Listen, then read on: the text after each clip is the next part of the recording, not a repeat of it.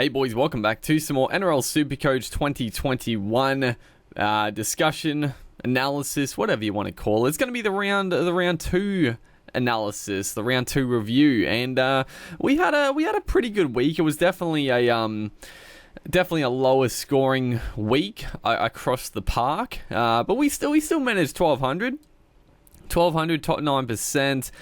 Season rank, we did drop a few spots to 1382, but still, I mean, that's pretty solid. It just goes to show that, you know, the majority of like the top players didn't really kill it this week. So yeah, pretty good overall. We'll go through the team. We'll go through what I'm looking at doing, because it's definitely. Yeah, there's definitely some decisions to make here. So, we'll have a look here in a second if it loads. Here we go. So we do have 241k left in the bank, which is nice because I did end up. Yeah, who'd I trade? Did I trade? Oh yeah, that's right. We traded Coruscant for Brayley, which was a very astute trade because I traded Coruscant before it even confirmed that he broke his hand. I just was I don't know, I was worried with the minutes, worried with the output, so that's why I got rid of him. And obviously with being out for 6 to 8 weeks, it was very handy, and Jaden Brayley scored another 90 points, which is fantastic. It freed up 240k, so we got quite a bit to work with here for sure. Jacob Little scored 66. His minutes were reduced quite a bit with Mbai coming back into the team, but he still scored a try, and he looked. I mean, the Tigers were pretty rubbish, and he, you know, the first stanza when he was out there, he looked pretty good. So I still think Little is a good player to have. You know, I think the minutes. I still think he'll get like 50 to 60 minutes, which is, you know, he can average like 50 points. I'd be happy. Junior Paulo scored another try, 84 points. You know, he wasn't doing too well, and if he didn't score that try, his score would have been okay. But you know, he sort of, I don't know, his stats have been a little bit weird. Like he's got the try and the line break each week, but just the the offload hasn't been there, and obviously wet conditions last game. And not as many runs, I feel like, for Paulo, but still, I mean, he's an attacking weapon.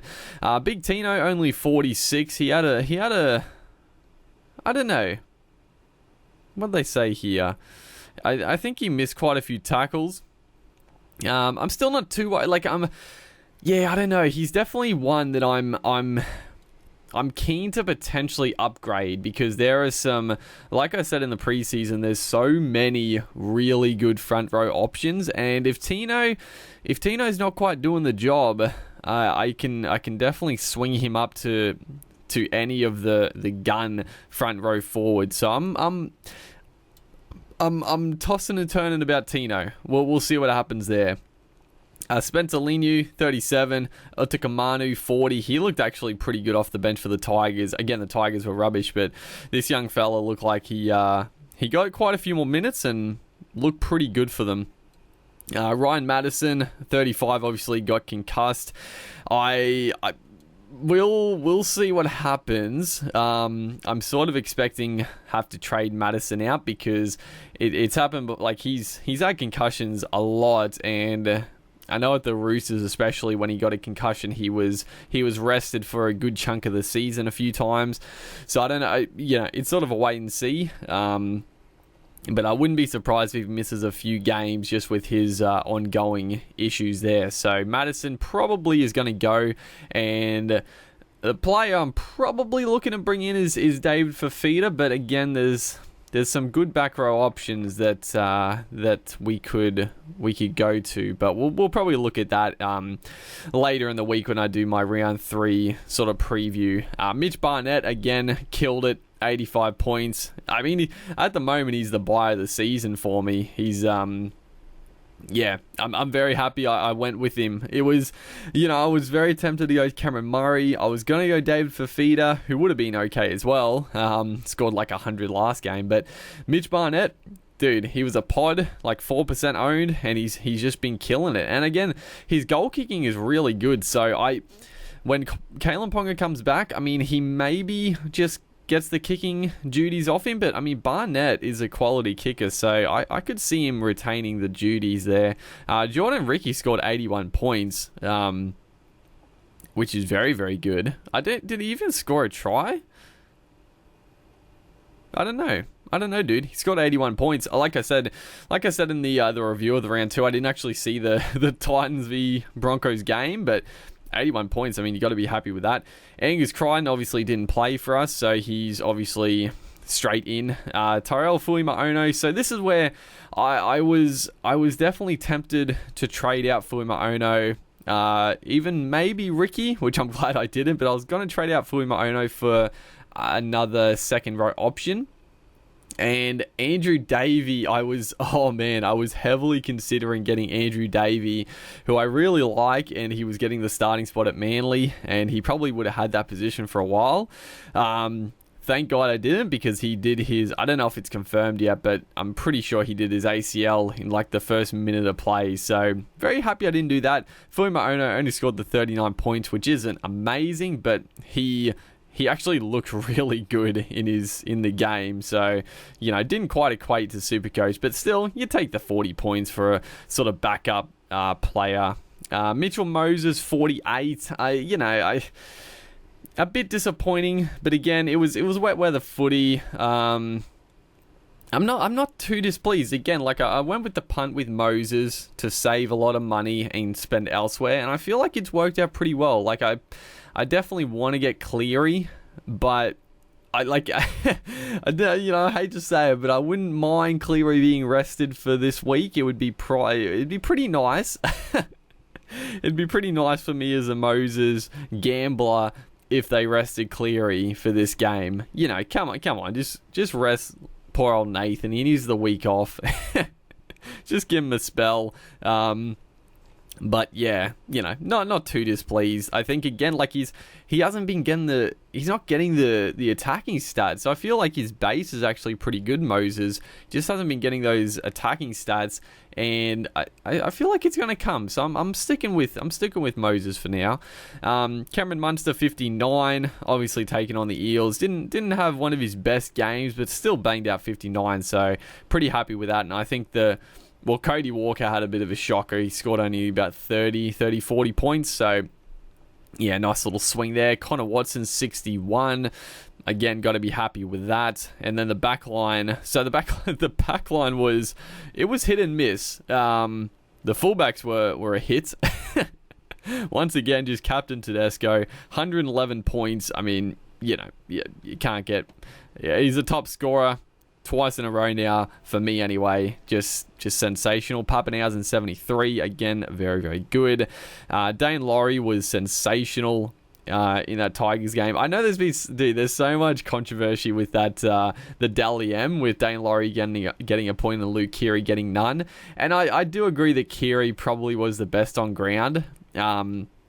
So it was weird that he didn't score, but dude, you got to feel for Laurie in that game. Like, Laurie was sensational. He was so good for a terrible Tigers team. So I don't know, man. I think people are going a little bit crazy with the Dally M points this year for some reason.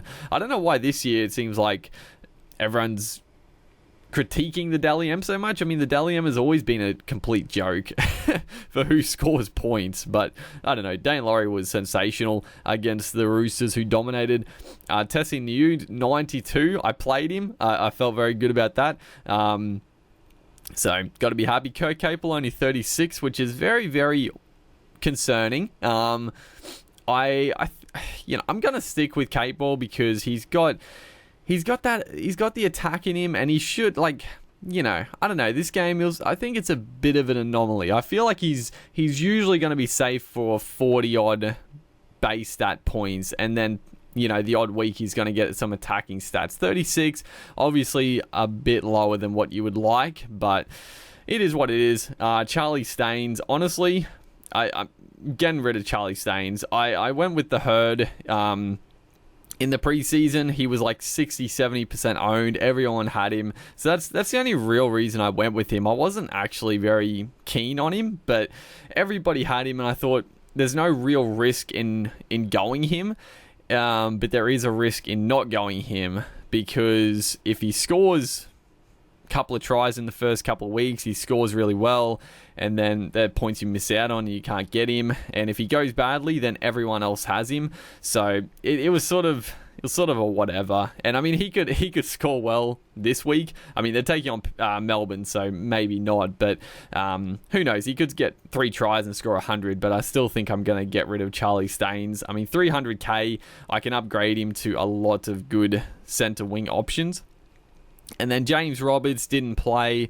Fusatua 25 and Bailey Simonson 28. I mean, it is what it is. I was also tempted to get rid of James Roberts for a player, but I was just, I was saving the trade because I was still pretty happy with my playing 17, that I didn't really feel the need to pull the pin on anyone at the moment. And the one guy, I'll look at it quickly because I'm not even too sure.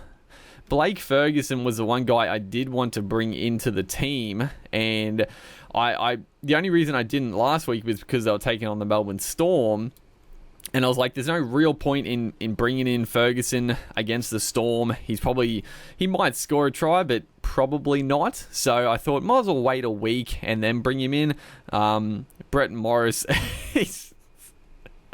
Brett Morris, 135, dude. 5% of people have him. That's crazy. Congrats to the people that jumped on Brett Morris. I couldn't afford him. 100% I couldn't afford him, but Jesus, he just keeps scoring tries. So, he's going to go up, they reckon, 100k. So, that's pretty wild. I was definitely tempted to get Alex Johnston in last week, and that would have been a nice swing.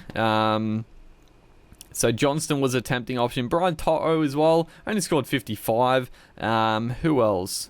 Joey Manu I was considering. Heimel Hunt, dude. Heimel Hunt has been killing it so far. That's wild. So yeah, Blake Ferguson. Yeah, so there you go. Blake Ferguson scored 32. So I'm pretty happy that I didn't pull the pin on Fergie. He still scored he scored better than Charlie Staines. So it would have got me more points. But I was going to wait to this week and then bring Ferguson in, because I feel like not that he's back to his best, but I feel like he's still undervalued. But yeah, we'll go through that sort of stuff in the round 3 preview. But regardless, that's the team. That's the team as it stands, and we'll obviously be swinging Crichton back in. Jordan Ricky will get the reserve role. So yeah, there's I'm definitely going to be making 2 trades this week. Ryan Madison probably has to go. And yeah, I don't know. There's options. We'll talk about it in the next video. But there's options there. But Madison and probably Charlie Staines has to go. So those 2 guys, it'll be a wait and see on Madison. They play late in the round, which is annoying. So hopefully they just sort of come out and say Madison's going to sit out the next couple of weeks to make the decision easier. But we will see what happens. But other than that, hopefully you guys are enjoying the Supercoach videos. It's always fun to make this content. And make sure to like and comment. I'll see you guys in the next one.